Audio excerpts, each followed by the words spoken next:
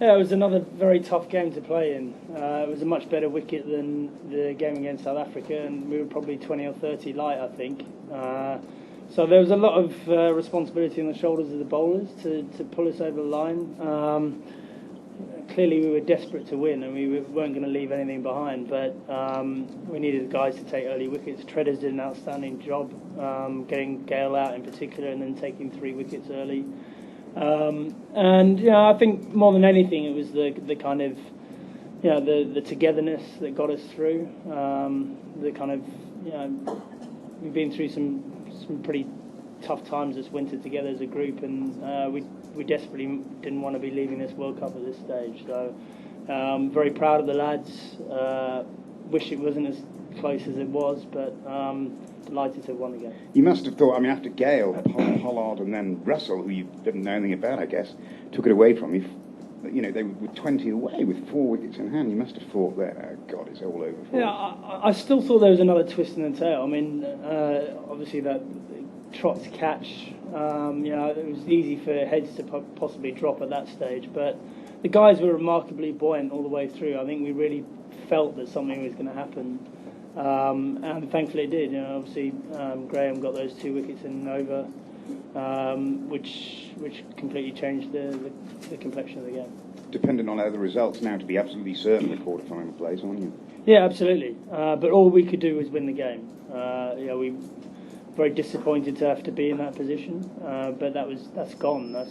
We've been there, done that. All we could do was win today's game, and I'm just proud of the guys that stood up and performed in a high-pressure environment. This game was won without Peterson, Broad, Collingwood, Anderson. It was Treadwell, Wright, Tremlett with the catch. You must be pleased that it was some of the reserves made such a significant contributions. Yeah, absolutely. It's so tough when you're sitting there on the outside looking on all the time, doing the net practice, waiting for your turn. And a lot of the time you probably think your turn's not going to come. So to bring Wright and Treadwell in a massive game was a bit of a gamble, but they backed us up. I thought Wright played exceptionally well wickets were falling around him, and Treaders obviously was outstanding the way he got those early wickets and kept applying pressure. And then Richard.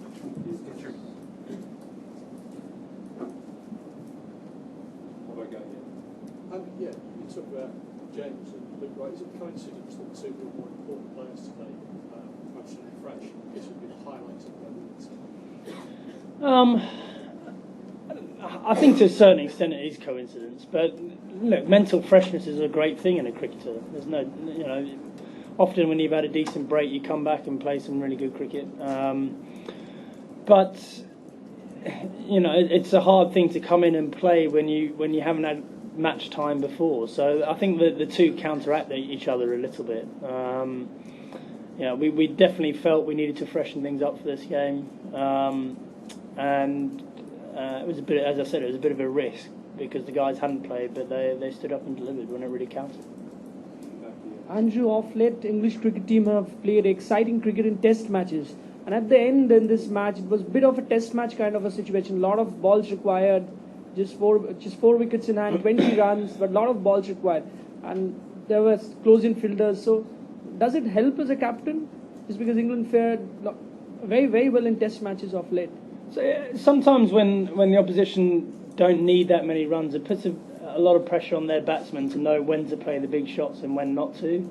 So you can ask questions of them and say, right, well, if you want to hit the big shot, go and hit it. But you need the bowlers to be able to back you up on that. And both the spinners were outstanding.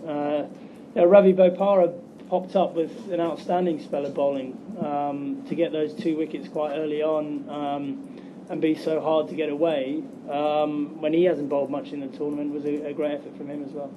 Julian. James, Andrew talked about waiting for your chance. Can you just talk us through what these last few weeks have been like and what today was like for you, obviously? Well, obviously, delighted to have got the opportunity and to get out in the middle. It's not easy sitting on the side, but it depends how you attack it as an individual, and I've tried to just try and improve myself from day to day, and hopefully if the call comes, I'm ready to put in a performance, and I'd like to think I've done that today. Over here. Andrew, do you think on this pitch probably going in with two spinners against West Indies is two off spinners is the right recipe? And a question for James also: how did you prepare for this game? Mental preparation. How was it bowling with Swan? Well, I think the two off spinners were the right recipe because they took 6 wickets between them. So obviously they've got a lot of seven. Sorry. Obviously they've got a lot of left-handers in their side, so that helped. All over here. Andrew, what did you make of the? Sorry. Yeah, in terms of mental preparation, just tried to attack it like any other game really. I just concentrated on my own skills, getting those right in a couple of days leading up, and fortunately got picked, and then just tried to stay calm and in the middle and produce those skills that I've been practicing over the last few days really. Andrew, what did you make of the Trott catch? Because he clearly felt it was out. You know, the picture seemed inconclusive, to be honest, after countless replays. Should the fielder's word have been taken on that one?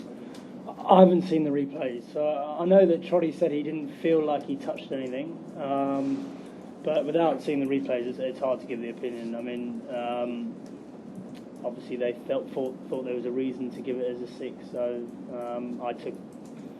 we all took that on the chin. Actually, the guys dealt with that really well because it could have been a massive incident, or the match kind of hinged on it to a certain extent. But yeah, we just thought he must have touched the boundary line. Andrew, between the illnesses and the injuries and obviously some very difficult selection decisions, how tough has this last week been in terms of your overall time as captain? It's been a tough few days, yeah.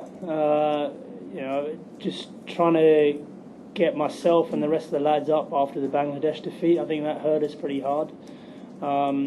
Then, obviously falling ill myself and having to make some tough calls selection-wise. It was tough, but I think I was certainly buoyed by the idea that we had one more opportunity to show what we could do in this World Cup. And I think the rest of the guys were the same. None of us wanted to go home tomorrow morning. And we were very motivated to not let that happen. If we were obviously going to rely on the other results going our way, and if we do progress in this tournament, we've got to be a lot better than we have been. We're not going to hide behind the fact that we won today. We've got to be a lot better. We've got to be more consistent. But it's one of those situations where you've got to be in it to win it. The lady down here, thank you. So, Strauss, for you to move into the quarters, really, India needs to beat the West Indies, and also South Africa needs to beat Bangladesh. Now, will you be in support of the Indians, really, for you to go through? Absolutely. Okay, last one. Andrew, 11 scores of 20 or more on both sides. No one got a 50. Was it that type of pitch, or was it just not great batting from either side? That's a tough one. I think there were periods in the game where batting was very difficult. I think before the ball got changed and it was reversing a little bit and keeping low, and obviously the spinners played a role on both sides. So there were times there where batting was difficult, and I suppose there was the odd ball that was going to do something. There were times where batting was quite easy. I think the new ball on both sides was a great wicket to bat on. So maybe it was just one of those wickets that there was always a ball with your name on it at some stage. Last one, definitely. Andrew, I've been watching this World Cup with WG Grace here. He says he's been watching England for 130 years. This is the most exciting run of games he's ever seen. How has it been emotionally coping with this record run of close finishes? He looks like he's lost a bit of timber, to be honest. He's had a bit of a stomach bug as well, to be honest. Okay. It's been tough. I think we recognise how many people are watching us, including WG, and we're trying to do as well as we can to make sure we progress in the tournament.